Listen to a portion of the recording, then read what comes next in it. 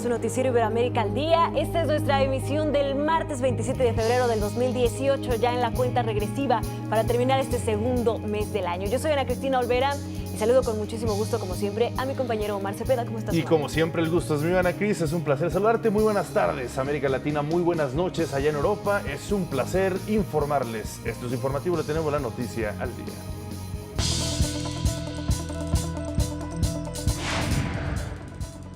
En Colombia, un ataque del Ejército de Liberación Nacional deja 5 soldados muertos. Se suspende la negociación de las reglas de origen en la modernización del Tratado de Libre Comercio de América del Norte. El petro, la criptomoneda venezolana, recibe más de 170,000 ofertas certificadas. Ola de frío siberiano afecta a España. En los deportes, inició el Abierto Mexicano de tenis en Acapulco. En Colombia, ayer el Ejército de Liberación Nacional anunció una tregua de cara a las elecciones legislativas que se llevarán a cabo el día 11 de marzo. Pero esta madrugada, el ELN atacó un convoy de la milicia colombiana, el del departamento de Santander. Eran 2 unidades que realizaban actividades operacionales de seguridad y control. Como a la 1 de la mañana le activan una carga muy grande explosiva sobre la vía. Nos impacta el primer vehículo. Y las consecuencias, pues nuestros héroes, 5, nuestros héroes muertos, 10 heridos. El presidente de Colombia, Juan Manuel Santos, repudió este ataque y aseguró que van tras los responsables, mientras que la Defensoría del Pueblo aseguró que este hecho es una burla a la esperanza de los colombianos por alcanzar la paz. Los presidentes de Colombia, Juan Manuel Santos, y de Perú, Pedro Pablo Kuczynski, se reunieron en Cartagena de Indias para presidir el 4º Gabinete Binacional. Esto con el objetivo de fortalecer las relaciones y los mecanismos de cooperación entre ambos países. Hemos logrado buenos resultados. En seguridad y defensa hay una gran colaboración. Estamos cooperando a través de planes específicos, operativos de los dos países. Las dos Fuerzas Armadas que están permanentemente coordinadas, la lucha contra ese enemigo común que tenemos hoy en la región, que es la delincuencia transnacional organizada. Al resaltar los avances comerciales, el presidente peruano se refirió a la integración regional. Destacó la fortaleza de la Alianza del Pacífico, integrada por Perú, Colombia, México y Chile. La Alianza del Pacífico, que está funcionando bien, que ahora se va a ampliar a algunos otros países del otro lado del Pacífico y que es fundamental no solo para nuestra imagen como países serios y progresistas, sino también para nuestro lugar en la economía mundial.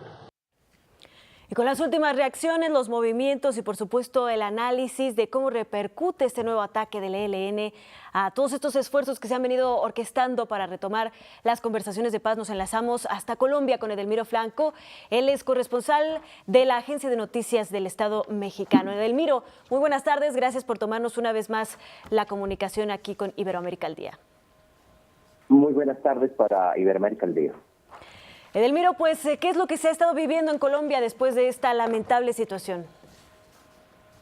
No, pues la situación es muy grave porque de todas maneras esas mínimas esperanzas que habían de reanudar las negociaciones con el ELN en Quito, en el día de ayer el ELN había sacado un comunicado anunciando un cese al fuego unilateral que iba a poner vigente del 9 al 13 en ese periodo en que se hacen las elecciones legislativas el próximo 11 de marzo en Colombia. Sin embargo, 24 horas después aparece el atentado en la madrugada de hoy con 5 militares muertos y 11 heridos, lo que definitivamente empieza a cerrar más esas posibilidades. Es decir, aquí lo que la mayoría de los analistas y los diferentes sectores políticos vienen planteando es que el ELN pues ya básicamente está perdiendo oxígeno y a la vez le está haciendo perder oxígeno al gobierno colombiano y al gobierno del presidente Santos. El presidente Santos en la noche de ayer había planteado que iba a analizar y a revisar ese anuncio del ELN. Pero ya 24 horas después el gobierno ha sido muy categórico. Hace pocas horas el ministro del Interior, Guillermo Rivera, dijo que prácticamente descartada cualquier opción de negociación con el ELN mientras este grupo guerrillero se mantenga en esta dinámica de ataques a las unidades militares, policiales y a la infraestructura energética y vial. ¿Qué tal, Edelmiro? Me da mucho gusto saludarte, pero también se nota una cierta estira y afloja, como se dice coloquialmente, entre ataques y de repente llaman a hacer treguas. ¿Cómo poder entender este tipo de contradicciones? ¿Tiene que ver directamente con las elecciones, precisamente, o más bien otro tipo de intereses que está buscando el ELN? ¿Son estrategias de negociación? ¿Cómo lo podrías tú visualizar esto? Eso tiene las dos miradas. Por un lado, estrategias, porque normalmente la insurgencia siempre tiene la dinámica de, en momentos de negociación, hacer ataques pues para mostrar fuerza en la mesa. Pero también aquí hay que tener otra lectura. Y es que, por ejemplo, el comunicado del anuncio de cese al fuego y esta nueva dinámica se dio anoche, ayer en un comunicado de la comandancia del ELN, pero resulta que el ELN es una organización, digamos, que no tiene una unidad de mando como la tenía las FARC. Entonces esas órdenes realmente llegan tarde a los frentes. ¿Por qué? Porque el ELN dio una orientación el 9 de enero de atacar la infraestructura mientras no se negociara el gobierno, nuevamente a reiniciar las negociaciones para un cese bilateral. Entonces, ahí existen las dos cosas, estrategia, pero también la misma dinámica interna que tiene el ELN. El ELN, la comandancia que está en Quito, dice que no, que de hecho llamó a que los negociadores regresaran a que Santos mandara a los negociadores para iniciar el quinto ciclo. Pero una cosa es lo que se está planteando en la retórica, en la mesa de Quito, y otra cosa es lo que se hacen aquí los comandos y las milicias del ELN. En este momento, quien más está actuando con una dinámica es el Frente Nacional Urbano del ELN, que precisamente fue creado en la última conferencia de diciembre pasado. Finalmente, Edelmiro, solo para tener el contexto de lo que estamos platicando, ¿cuándo son las elecciones? Y menciónanos los primeros, o más bien los principales contendientes a la presidencia. A ver, el próximo 11 de marzo se realiza en Colombia las elecciones para el Congreso. Estas elecciones son importantes en este momento porque va a ser un termómetro para medir lo que va a ser la primera vuelta presidencial. La primera vuelta presidencial va a ser el 27 de mayo y la segunda se hace en junio.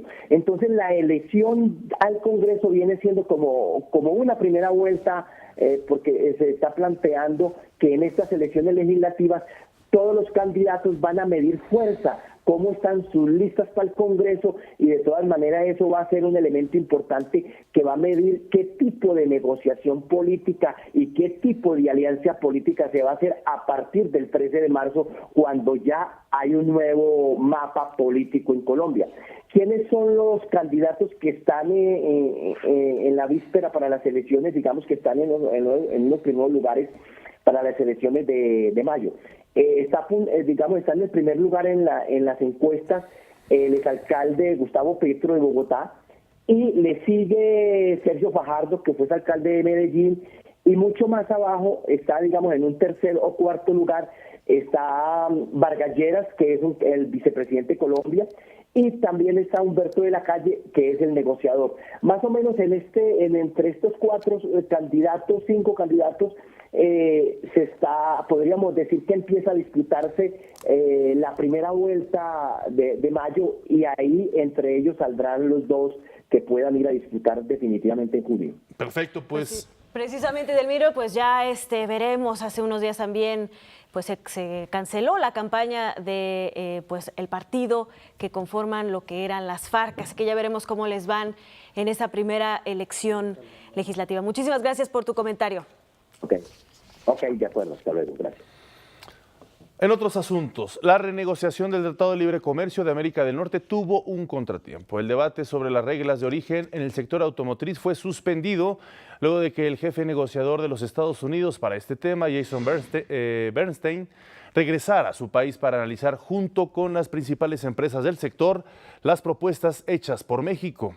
Sin embargo, para las autoridades mexicanas esto no significa el fin de este acuerdo, ya que sobre la mesa se están discutiendo este y muchos otros temas más. Esto no significa que haya habido un rompimiento o un cambio de señales por parte de Estados Unidos. Es una cuestión simplemente de agenda. Tenemos al fin y al cabo una semana y un día de negociaciones todavía y estamos buscando que se restablezca para seguir este trabajo amplio de la mesa de reglas. En más temas económicos, de acuerdo con el Banco Interamericano de Desarrollo, las exportaciones del Mercado Común del Sur, o el Mercosur, crecieron 13.8% en 2017. Esto representa el primer incremento de las ventas externas del bloque comercial en 5 años. Por otro lado, las transacciones entre los miembros del Mercosur subieron 16.4% en el primer semestre de 2017, gracias a que se removió un grupo de obstáculos al comercio intrazona. Ya una semana de que iniciaron las operaciones del Petro, esta criptomoneda venezolana ha recibido más de 171,000 ofertas certificadas provenientes de empresarios e inversionistas de 127 países. Es decir, 171,000 ofertas que vienen de 87,284 usuarios, de los cuales 3,523 son empresas en el mundo entero y 83,761 personas. El presidente Nicolás Maduro destacó que más del 40% de las negociaciones para adquirir el Petro se realizaron en dólares y una tercera parte en bitcoins, la principal moneda digital del mundo. También subrayó la capacidad del Petro para efectuar intercambios comerciales a escala internacional al contar con el respaldo de las reservas de petróleo, gas, oro y diamantes del país sudamericano. El Petro es el futuro del sistema monetario a través de las criptomonedas del mundo y Venezuela va a la vanguardia, es el primer país que crea una moneda de carácter virtual, una criptomoneda con respaldo. El presidente de Venezuela, Nicolás Maduro, de nueva cuenta hizo un llamado a la oposición para que participen en las elecciones presidenciales que tendrán lugar el próximo 22 de abril. Yo le digo a la oposición, tienen chance todavía, inscríbanse, vamos a jugar limpio, vamos a dar la batalla y que gane el que tenga el voto popular y el apoyo de la mayoría de los venezolanos. Le hago un nuevo llamado a la oposición venezolana.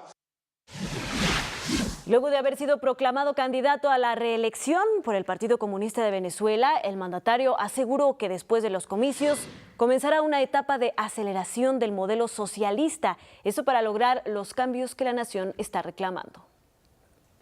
El 23 de abril, después de que tengamos una histórica y heroica victoria, es que vamos a transitar los caminos del socialismo con mayor profundidad, con mayor precisión, con el pueblo movilizado, con la clase obrera como protagonista. Así lo quiero, así lo creo y así tenemos que vivirlo. Acompañado de miles de simpatizantes, Maduro inscribe este martes su candidatura presidencial ante el Consejo Nacional Electoral. La presidenta de Chile, Michelle Bachelet, anunció que enviará al Congreso de su país un proyecto de nueva constitución antes del próximo 11 de marzo, fecha en que concluye su mandato. Durante la inauguración de un foro empresarial, la mandataria aseguró que la nueva Carta Magna incluirá un artículo para asegurar la igualdad salarial entre hombres y mujeres. Ahí mismo en Chile, el arzobispo Charles Cicluna, quien investiga las acusaciones contra el obispo Juan Barros, señalado de encubrir abusos sexuales, se reunió con víctimas de los sacerdotes de la Congregación de Hermanos Maristas. Los afectados exigen la creación de una comisión especial vaticana que analice, investigue y sancione estos delitos.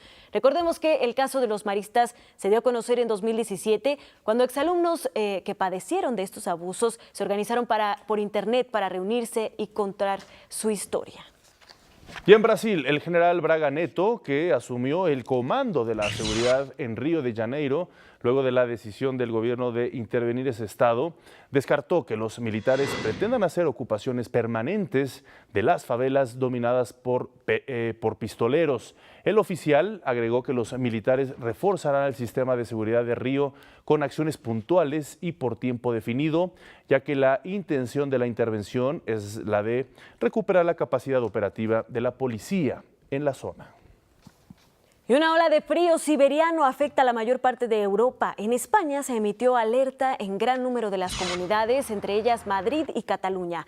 Debido a la nieve se han entorpecido las vías de comunicación y es que el frío alcanza los 20 grados bajo cero. El temporal también afecta a países como Francia e Italia. Y hoy en República Dominicana se celebra el 174 aniversario de su independencia. En este marco, el presidente Danilo Medina rindió cuentas a la nación.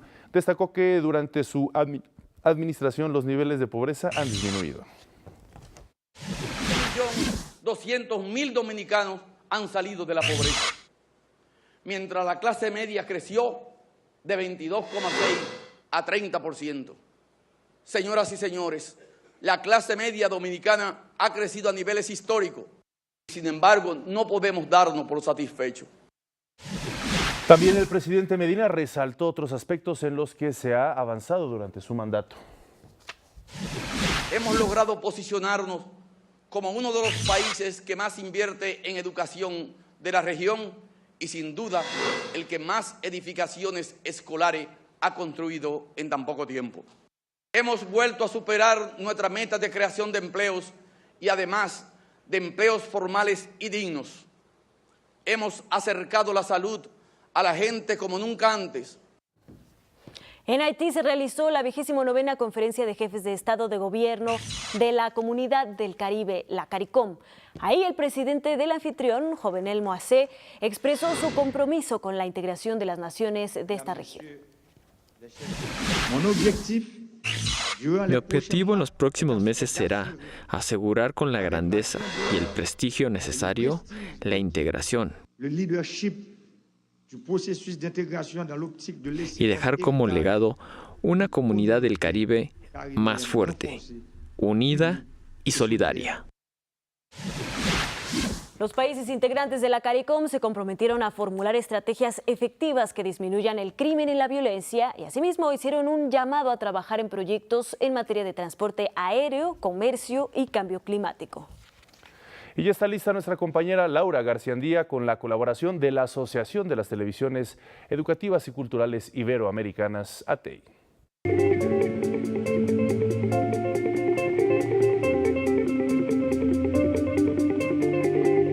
Amigos de Iberoamérica, es un placer saludarlos el día de hoy y contarles que las cooperativas tienen una larga historia en América Latina. Es una práctica económica que ha generado ingresos y fuentes de empleo. Este es un modelo que se ha desarrollado de diferentes maneras en todos los países de la región, en unos con mayor fuerza y apoyo y en otros no. Pero en el caso de Nicaragua, el modelo ha tenido un fuerte impacto económico y social. En 1932, el general Augusto C. Sandino conformaba las primeras cooperativas en el norte de Nicaragua, con la seguridad que era el camino al desarrollo y bienestar de los campesinos. Los años pasan y la propuesta de Sandino es replicada por los hombres y mujeres del campo. Lo ideal del general Sandino era que la tierra fuera explotada, trabajada por los campesinos.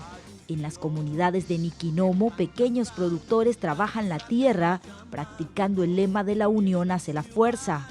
La cooperativa Banco Comunitario de Semilla en la comunidad del Portillo ya tiene los resultados de las 2 primeras cosechas. Anteriormente nosotros sembrábamos tal vez parcelitas de frijoles individuales y tal vez 1 o 2 quintales recogíamos de frijoles. Ahora no, ahora estamos unidos, alquilamos el predio donde vamos a sembrar y la unión hace la fuerza, como dice. Hoy en día los productores trabajan en tiempos de paz, tal y como lo anheló Sandino, que la libertad de su pueblo estuviera acompañada por el bienestar y el progreso de su gente. El cooperativismo de la región representa un sector de la economía social en constante crecimiento. Incluso la misma Organización Internacional del Trabajo, la OIT, apoya el desarrollo cooperativo como una estrategia de lucha contra la pobreza. La realidad en la que viven muchos países es heterogénea y, como sucede con otros movimientos sociales, muchas cooperativas desarrollan sus propias acciones y tienen su propia historia de éxito. Muchas gracias al Canal 6 de Nicaragua. Y en esta sección de este martes le presentamos una cápsula que nos envía la Organización de las Naciones Unidas sobre las personas que viven con albinismo en África, ya que este padecimiento, caracterizado por la falta de pigmentación, es visto como una superstición.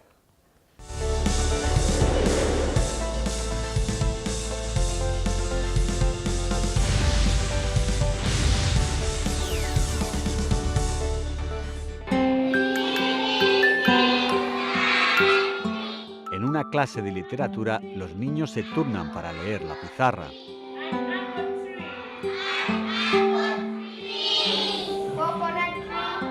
Mngulu Matonange tiene 10 años y se toma la tarea muy en serio. Es el mayor de la clase. Mngulu ha empezado una nueva vida. En 2013 fue atacado por 2 hombres y le amputaron el brazo izquierdo. Mmoja akavua kofia yake nyekundu akanifunika usoni, nikaacha kuona, afu akanikata mmoja mkono.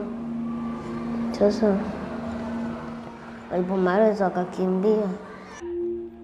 En Tanzania, las personas con albinismo, como Mngulu, son a menudo asesinadas y descuartizadas porque existe la creencia de que los amuletos hechos con partes de su cuerpo traen fortuna y prosperidad. En un intento para evitar estos ataques y protegerlos, el gobierno ha creado centros para los niños con albinismo. Chitraleja Masei, asesora en derechos humanos, indica que estos centros fueron creados como una medida temporal, pero se están convirtiendo en una solución permanente. They are growing up without any engagement, any interaction, any linkages with their families, their immediate families, their cultural setup. In complete absence of this. It is like these children are being considered individuals for institutionalization as soon as they are born. Como la mayoría de los niños, Mngulu se muestra optimista pese a las incertidumbres sobre su futuro y el dolor que soportó el día que le amputaron el brazo.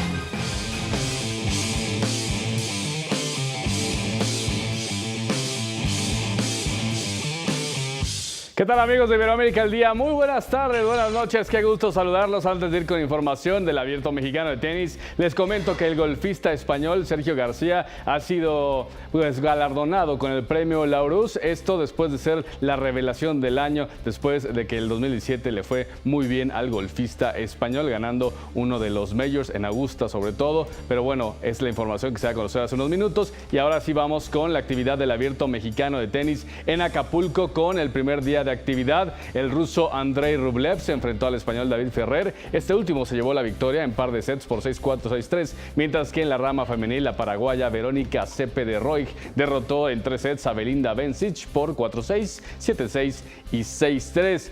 Hoy, ¿qué tendremos en este Abierto Mexicano de Tenis? Buenos partidos. Juan Martín del Potro contra Misha Zverev, Diego Schwartzman contra Fernando Verdasco, Lucas Gómez contra Peter Gojogowsik y Rafael Nadal se estará enfrentando a Feliciano López. Y en la primera ronda femenil, Lara Arruabarrena se estará enfrentando a María Zaccari, Beatriz Haddad Maya contra Heather Watson y Cristina Pliskova contra Renata Zarazúa.